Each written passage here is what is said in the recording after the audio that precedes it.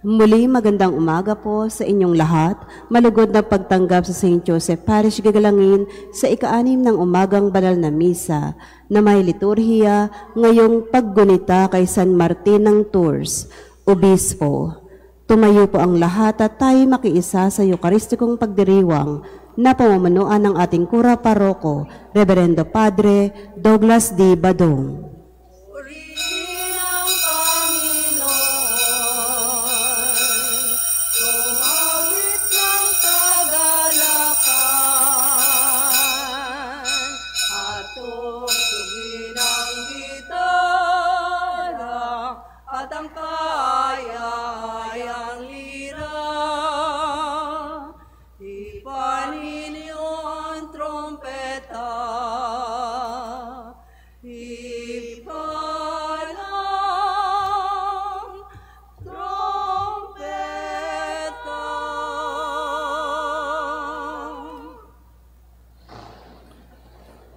Sa ngalan ng Ama at ng Anak at ng Espiritu Santo. Amen. Ang pagpapala ng ating Panginoong Hesukristo, ang pag-ibig ng Diyos Ama, at ang makikipagkaisa ng Espiritu Santo naway sumainyong lahat. At sumaiyo rin. Mga kapatid, aminin natin ang ating mga kasalanan upang tayo'y maging marapat gumanap sa banal na pagdiriwang. Inaamin ko sa makapangyarihang Diyos at sa inyo mga kapatid na lubha akong nagkasala sa isip, sa salita at sa gawa at sa aking pagkukulang. Kaya'y sinasamo ko sa mahal na Birheng Maria, sa lahat ng mga anghel at mga banal, at sa inyo mga kapatid na ako'y panalangin sa Panginoong ating Diyos. Kawaan tayo ng makapangyarihang Diyos, patawarin tayo sa ating mga kasalanan at patnubayan tayo sa buhay na walang hanggan. Amen. Panginoon, kaawaan mo kami. Panginoon, kaawaan mo kami. Kristo, kaawaan mo kami. Kristo, kaawaan mo kami. Panginoon, kaawaan mo kami. Panginoon, kaawaan mo kami. Manalangin tayo. Ama naming makapangyarihan sa pamumuhay at pagpanaw ng obispong si San Martin, ang iyong kadakilaan ay nagniningning. Ganapin mong panibago ang mga dakilang gawa ng iyong paglingap sa aming loobin upang ang kamatayan man o ang buhay ay huwag makapaghiwalay sa amin sa pag-ibig mo sa pamamagitan ni Jesucristo kasama ng Espiritu Santo magpasawalang hanggan. Amen.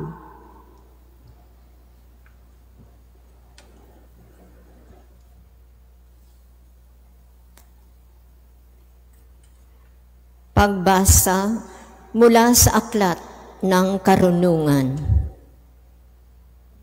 Pagkat ang tao'y hindi nilikha ng Diyos para mamatay, kundi para maging larawan niyang buhay. Ngunit dahil sa pakana ng dyablo, nakapasok ang kamatayan at ito ang kahihinatnan ng mga napailalim sa kanya. Ngunit ang mga matuwid ay nasa kamay ng Diyos at di sila makararanas ng kamuntimang pahirap. Sa akala ng mga hangal, ang mga matuwid ay namamatay. Iniisip nilang ang kamatayan ay kapahamakan, at ang pagpanaw nila ay tuluyang paglaho. Ngunit ang totoo, sila'y nananahimik na. Bagamat sa tingin ng tao sila'y pinarusahan, ngunit ang totoo, sila'y nasa buhay na walang hanggan. Ang kaunting pagtitiis nila ay tutumbasan ng malaking pagpapala. Napatunayan ng Diyos na sila'y karapat-dapat.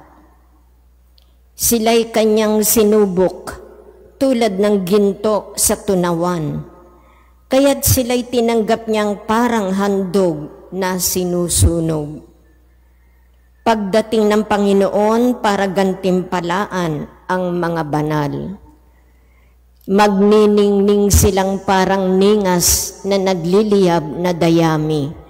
Sila ang mamamayani sa mga bansa sa daigdig, at ang Panginoon ang maghahari sa kanila magpakailanman. Ang mga nagtitiwala sa Kanya ay makauunawa sa katotohanan ng Kanyang pamamaraan. At ang mga naging tapat sa Kanya ay mamumuhay na kasama Niya sa Kanyang pag-ibig, sapagkat Siya'y mabuti, maawain sa Kanyang mga hinirang. Ang salita ng Diyos. Salamat sa Diyos.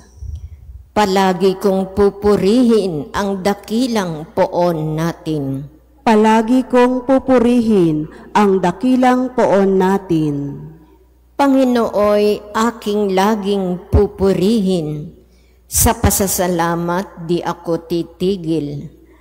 Aking pupurihin Kanyang mga gawa, kayong naaapi, makinig, matuwa. Palagi kong pupurihin ang dakilang poon natin.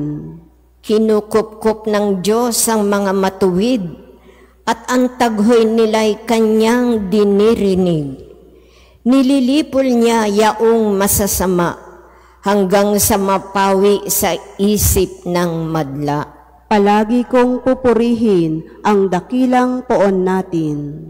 Agad dinirinig daing ng matuwid, inililigtas sila sa mga panganib. Tumutulong Siya sa nasisiphayo, ang walang pag-asay hindi binibigo. Palagi kong pupurihin ang dakilang poon natin. Tumayo po ang lahat.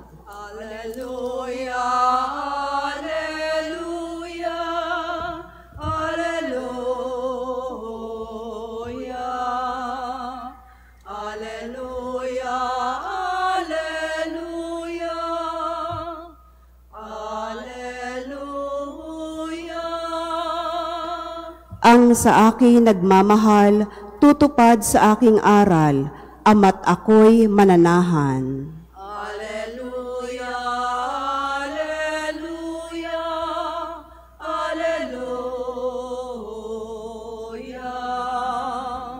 alleluia, alleluia, alleluia.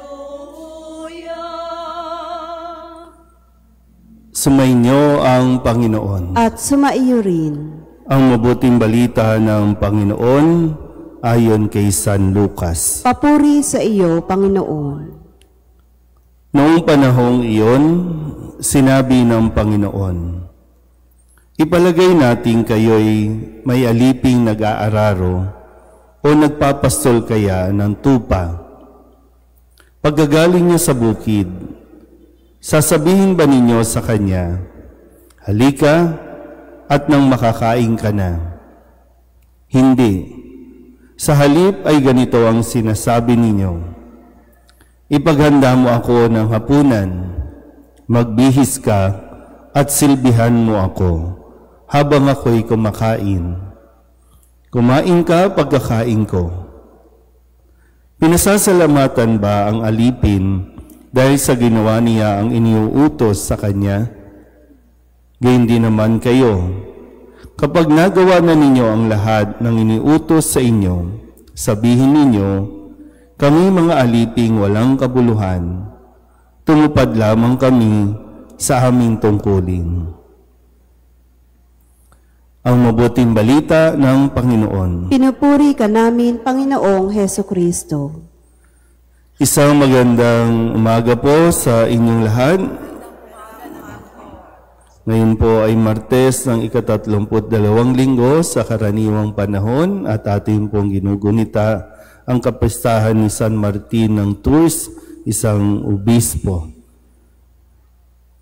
At sa ating pong Ebanghelyo, sa pamamagitan ng talinghaga tungkol sa isang alipin na ginawa ang kanyang tungkulin bilang alipin, na sinasabi sa atin na hindi tayo dapat mag-demand o maghintay ng pasasalamat kung ang ating tungkulin ay ginawa lamang natin ayon sa hiningi sa atin o ayon sa katungkulan natin. Kaya nga dito sabi, ang kailangan natin ay yung pagpapakumbaba na tumupad lamang tayo sa ating tungkulin. So maganda po na mapagnilayan natin mabuti ano-ano ba yung mga tungkulin na iniaatas sa atin. At ito ba ay tinutupad natin ayon sa kagustuhan ng ating Panginoon? Ano-ano ba ang mga katungkulan na dapat nating ginagawa ng mabuti? Maaring ako, katungkulan ko maging pari. At dito sa ating parokya, katungkulan ko ang maglingkod bilang kura paroko. Bahagi dyan, pagsasaayos ng simbahan, pagbibigay ng formation, pagmimisa, pagbibigay ng mga sakramento. Ito ba ay ginagampanan ko ng naayon sa kagustuhan o wala lang? Paano ko ba ito ginagampanan? Sa inyo, ang tungkulin ninyo maging magulang o kung anumang mga propesyon na inyo pong ginagawa, doktor, abogado, teacher, empleyado o manggagawa. Kasi ngayon, isa sa mga makikita natin, para bang kung ginagawa lamang ng mga tao ang kanilang tungkulin, tinutupad nila ang kanilang mga tungkulin ng tama, marahil wala tayong disgrasya dulot ng mga pagbaha. Marahil may bibigay sa atin yung mga nararapat ng mga serbisyo, mga serbisyong pang-medikal o ospital, mga serbisyong pang-paaralan. Marahil wala tayong pinoproblema na maraming classroom ang sira, maraming eskwelahan ang maipapatayo kung ginagampanan lamang natin at tinutupad ang ating mga tungkulin. Nga lang ang kadalasan din, hindi na nga natin ginagampanan at tinutupad ang mga ito, nagdidiman pa tayo ng appreciation, nagdidiman pa tayo ng pagkilala, o sa kung ano man, na para bang binibilang natin at ang bawat kilos natin at gusto natin mayroong recognition. Baka hindi pa nga natin ibibigay yung hinihingi, pero tayo kung makapagdiman tayo ng pasasalamat mula sa mga tao, ang isa pa nga, hindi naman galing sa atin, pero gusto natin tayo ang ina-acknowledge at dapat pasalamatan. Sana po, pagdating ng araw na tayo po ay haharap sa totoong may-ari ng ating buhay, masabi lang din natin, Panginoon, tumupad lamang ako sa aking tungkulin. Amen.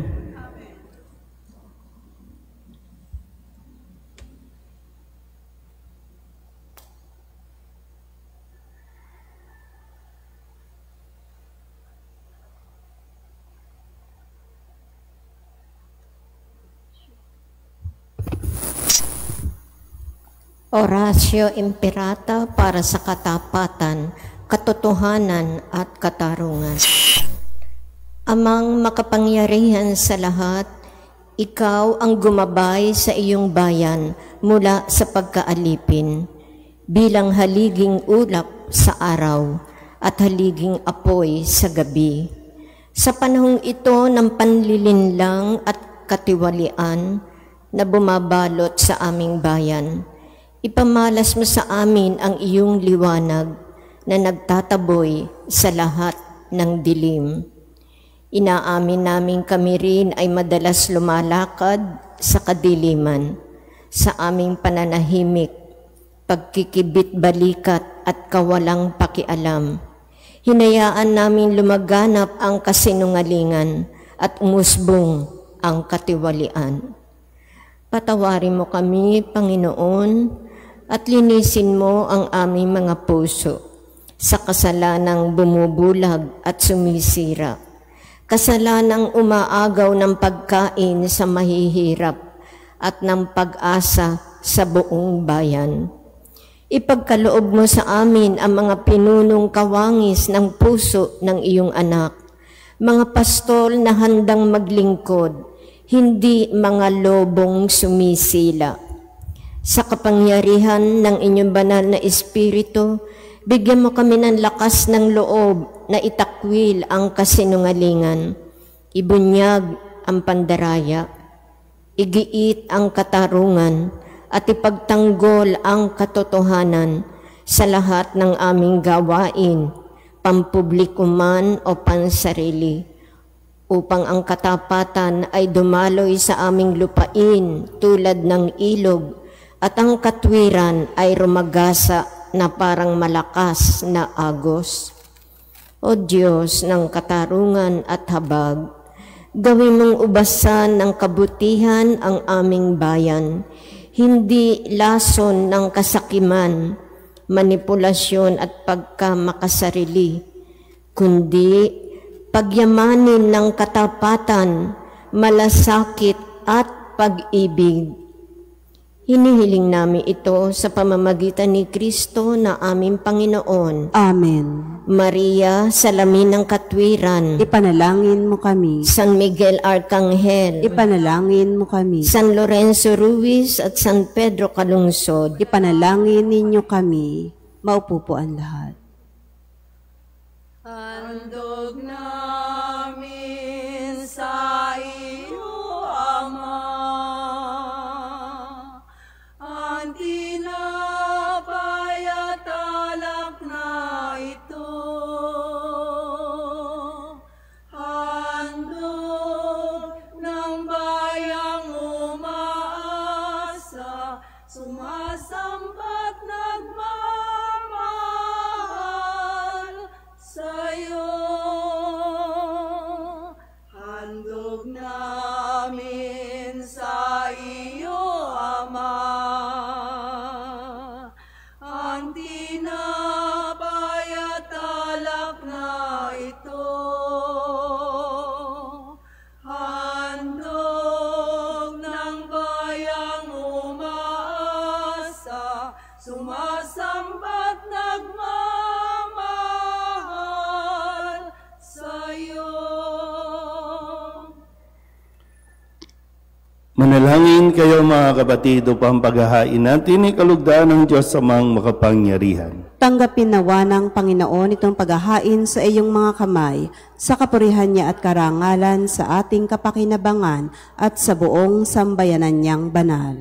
Ama naming lumikha, pakabanalin mo ang aming mga alay sa paghahain namin ngayong ginugunita si San Martin upang sa pamumuhay namin araw-araw itaguyod kami nito sa hirap at ginhawa sa pamamagitan ni Jesucristo kasama ng Espiritu Santo magpasawalang hanggan. Amen. Sumainyo ang Panginoon. At sumaiyo rin. Itaas sa Diyos ang inyong puso at diwa. Itinaas na namin sa Panginoon. Pasalamatan natin ang Panginoong ating Diyos. Marapat na siya ay pasalamatan. Ama naming makapangyarihan, tunay ngang marapat na ikaw ay aming pasalamatan sa pamamagitan ni Jesucristo na aming Panginoon.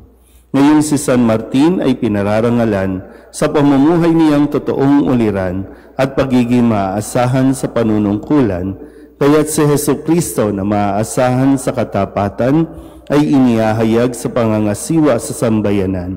Ang malasakit ng mga ulirang tagapangasiwa noon ay nagpapatuloy magpahanggang ngayon sa mga panalangin kanilang iniuukol kaysa ng sambayanan mong dito'y nagtitipon. Kaya kaisa ng mga anghel na nagsisiawit ng papuri sa iyo, na walang humpay sa kalangitan, kami nagbubunyi sa iyong kadakilaan. Santo, Santo, Santo, Panginoong Diyos ng mga hukbo, napupuno ang langit at lupa ng kadakilaan mo. O sana sa kaitaasan, pinagpalang na paririto sa ngalan ng Panginoon. O sana sa kaitaasan. Ama naming banal, ikaw ang bukal ng tanang kabanalan. Kaya't sa pamamagitan ng iyong Espiritu, gawin mong banal ang mga kaloob na ito upang para sa aming maging katawan at dugo ng aming Panginoong Heso Kristo. Bago niya pinagtiis ang kusang loob na maging handog, hinawakan niya ang tinapay, pinasalamatan kaniya, pinaghati-hati niya iyon, iniabot sa kanyang mga alagad at sinabi, tanggapin ninyong lahat ito at kanin, ito ang aking katawan na ihahandog para sa inyo.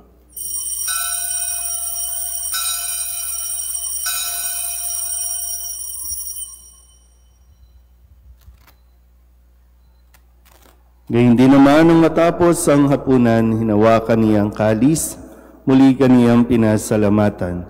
Iniabot niya ang kalis sa kanyang mga alagad at sinabi, tanggapin ninyong lahat ito at inumin. Ito ang kalis ng aking dugo, ng bago at walang hanggang tipan.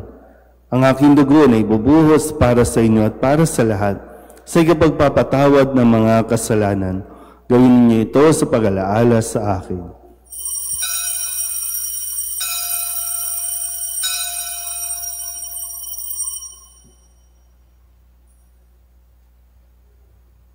Ipagbunyi natin ang misteryo ng pananampalataya. Si Kristo'y namatay, si Kristo'y nabuhay, si Kristo'y babalik sa wakas ng panahon. Ama, ginagawa namin ngayon ang pag-alaala sa pagkamatay at muling pagkabuhay ng iyong anak. Kaya tiniaalay namin sa iyo ang tinapay na nagbibigay buhay at ang kalis na nagkakaloob ng kaligtasan. Kami nagpapasalamat dahil kami iyong minarapat na tumayo sa harap mo para maglingkod sa iyo. Isinasamo namin kami magsasalo-salo sa katawan at dugo ni Kristo ay mabuklod sa pagkakaisa sa pamamagitan ng Espiritu Santo. Amalingapin mo ang iyong simbahang laganap sa buong daigdig. Puspusin mo kami sa pag-ibig kaysa ni Leon na aming Papa at ni Jose na aming obispo at ng tanang kaparian. Alalahanin mo rin ang mga kapatid namin na himlay na may pag-asang sila'y muling mabubuhay, gayon din ang lahat ng mga pumanaw. Kawaan mo sila at patuloyin sa iyong kaliwanagan. Kawaan mo at pagindapatin kaming lahat na makasalo sa iyong buhay na walang wakas. Kaysa ng mahal na Birheng Maria na ina ng Diyos, ng kabiyak ng puso niyang si San Jose, kaysa ng mga apostol at ng lahat ng mga banal na namuhay dito sa daigdig na kalugod-lugod sa iyo. May pagdiwang nawa namin ang papupuri sa ikararangal mo sa pamamagitan ng iyong anak na aming Panginoong Heso Kristo. Sa pamamagitan ni Kristo, kasama niya at sa Kanya, ang lahat ng parangal at papuri ay sa iyo, Diyos Amang makapangyarihan, kasama ng Espiritu Santo, magpasawalang hanggan.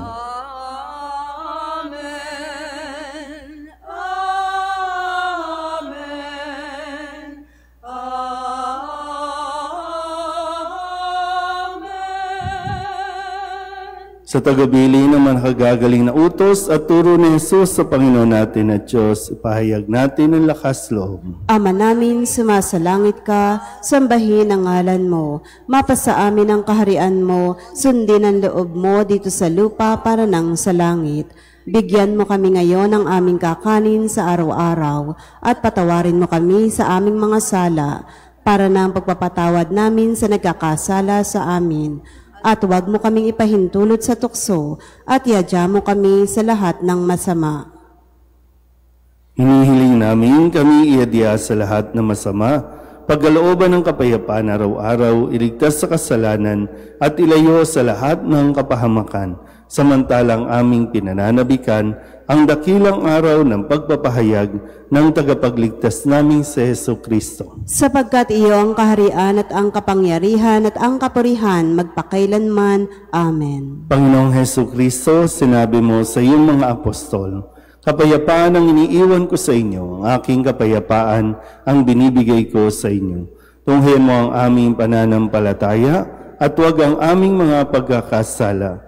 Pagkalooban mo kami ng kapayapaan at pagkakaisa ayon sa iyong kalooban, kasama ng Espiritu Santo, magpasawalang hanggan. Amen. Ang kapayapaan ng Panginoon ay laging sumainyo. At sumaiyo rin. Magbigayan po tayo ng kapayapaan sa isa't isa. Kordero ng Diyos na nag-aalis ng mga kasalanan ng sanlibutan, maawa ka sa amin. Kordero ng Diyos na nag-aalis ng mga kasalanan ng sanlibutan, maawa ka sa amin. Kordero ng Diyos na nag-aalis ng mga kasalanan ng sanlibutan, ipagkaloob mo sa amin ang kapayapaan. Ito ang kordero ng Diyos. Ito ang nag-aalis ng kasalanan ng sanlibutan. Mapalad ang mga inaanyayahan sa kanyang piging. Panginoon, hindi ako karapat-dapat na magpatuloy sa iyo, ngunit sa isang salita mo lamang ay gagaling na ako.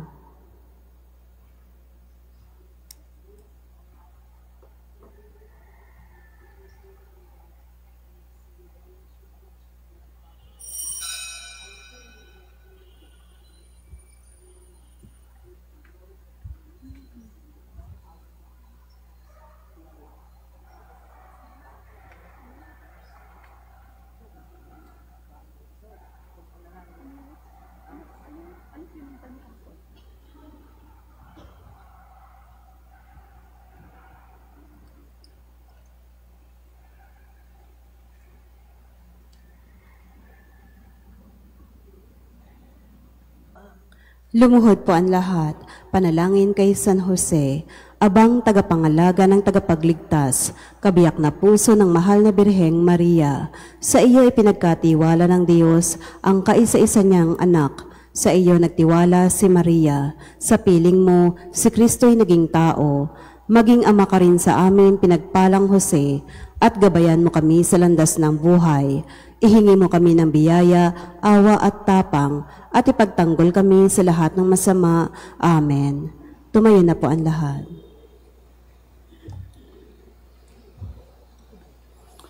Manalangin tayo.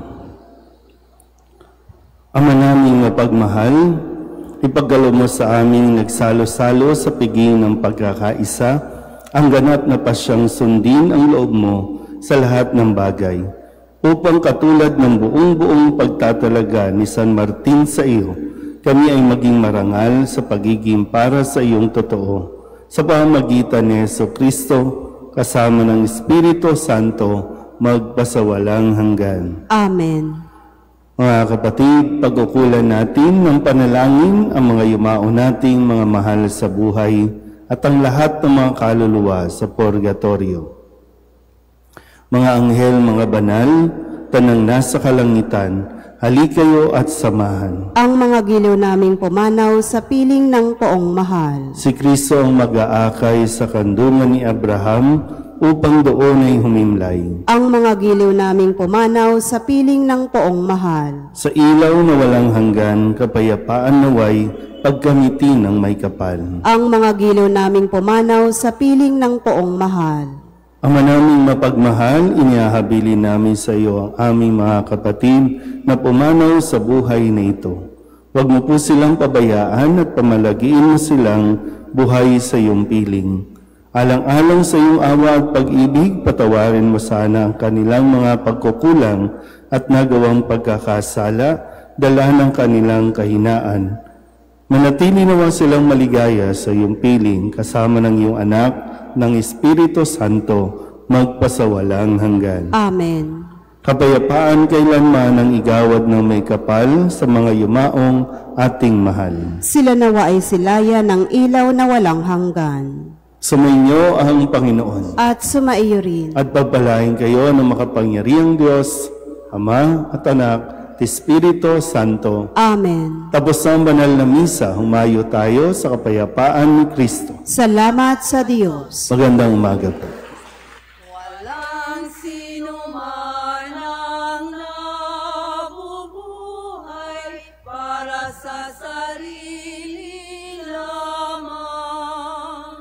Walang sino man ang namamatay para sa sarili